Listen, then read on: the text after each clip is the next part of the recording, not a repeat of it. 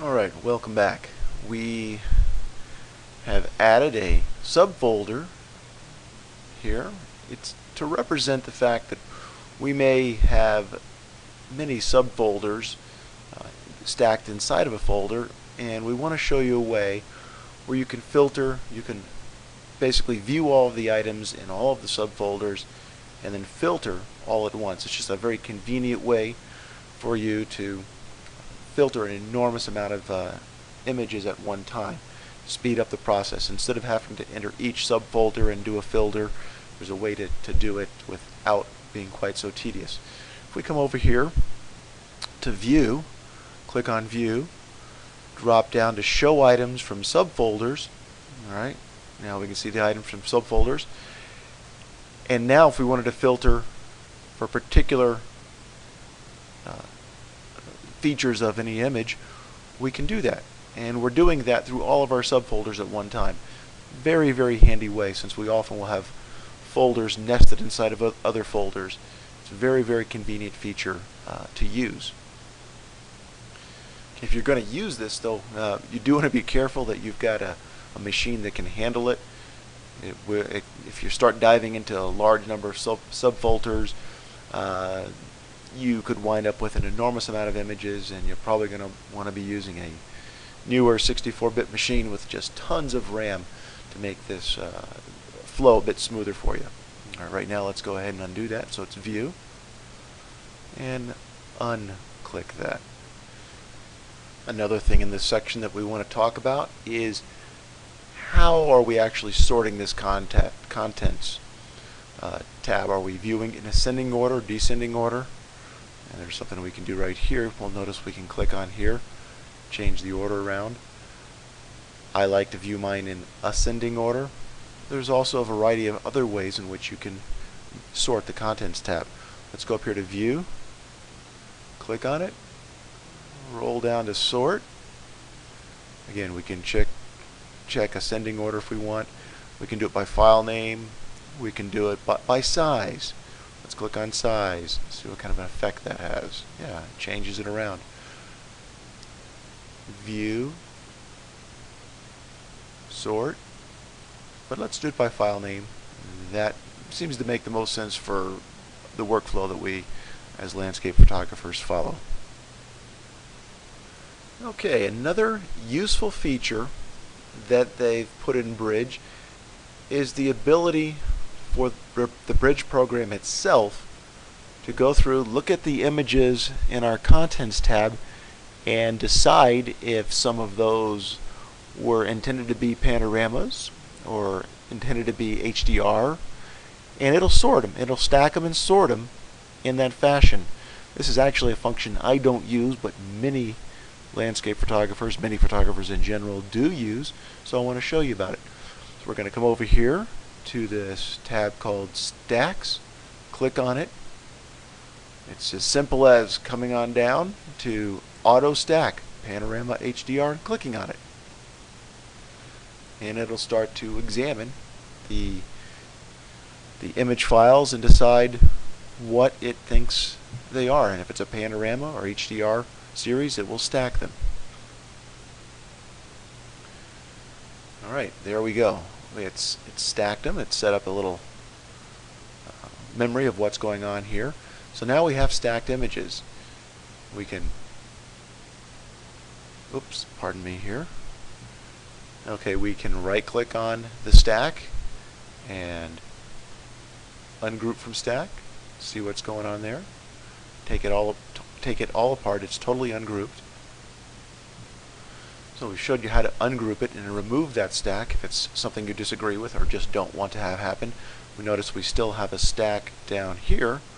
If we go up here to Stack, click on it, we could expand all stacks, and you'll notice now there's this white border. It's still a stack, it's expanded.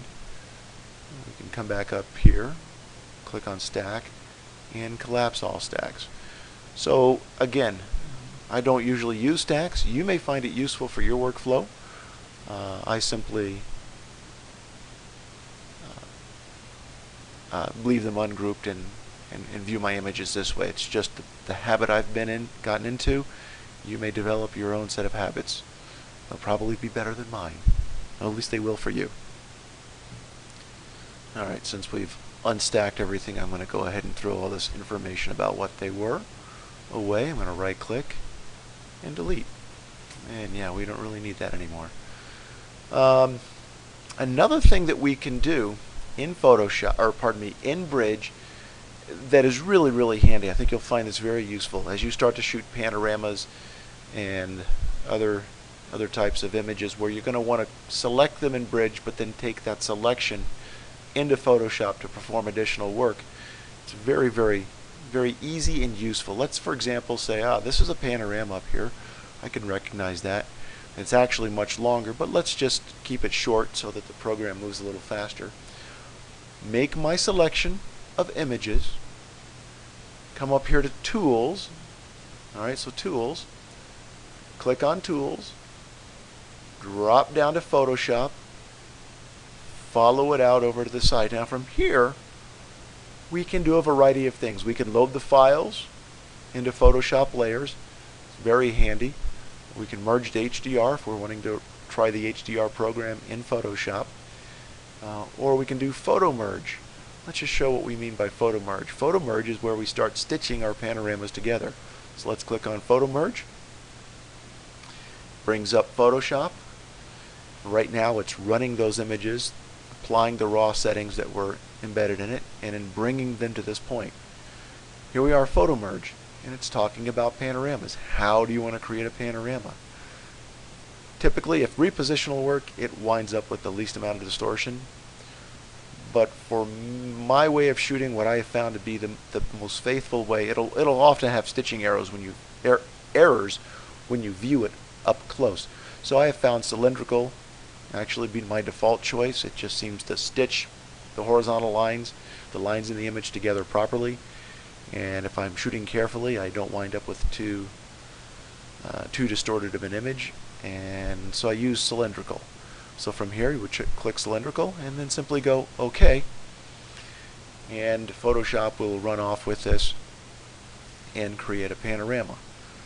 It'll take a minute or two, so we'll pause. Okay, it's getting close, and there we are. The panorama has been stitched together in Photoshop. We'll just talk briefly about this and then bounce back to Bridge. If you're looking carefully, you might see what appear to be cracks. Those are really not there when you flatten the image, and we'll get into a lot of this later on. When you flatten the image, layer, flatten, all of those seams disappear. But we'll get into how we do panoramas in a little more detail later on. So for right now, let's go ahead and get rid of this. No, let's just go ahead and kill Photoshop. Alright, we're back into Bridge. That is really, we've run through everything that I use Bridge for, touched on it, and that's, is there more in Bridge? Oh, absolutely. We can go over here to Edit, View, Slideshows. There's all sorts of slideshow options. You can view slideshows. There's other things you can use Photoshop for, a few more details, but I don't think they're necessary for us to know about as landscape photographers. If you just enjoy learning how programs work, you're going to get a lot more out of it than what we've gone through. But if you're trying to work your landscape images and use this program to sort and arrange and manage your files, I think that we've covered pretty much all you really need to know. So alright, we'll move on to another topic.